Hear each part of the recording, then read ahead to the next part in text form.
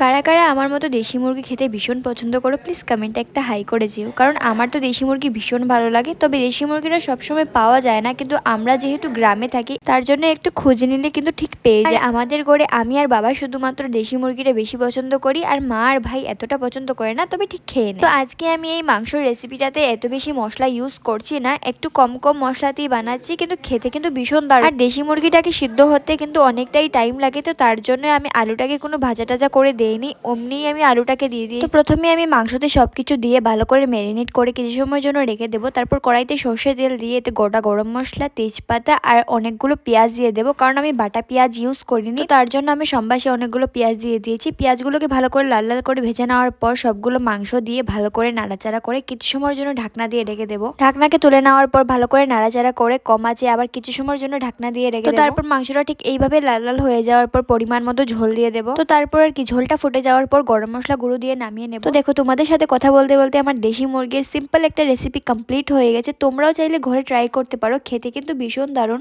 আজকের মতো এই পর্যন্ত, টাটা।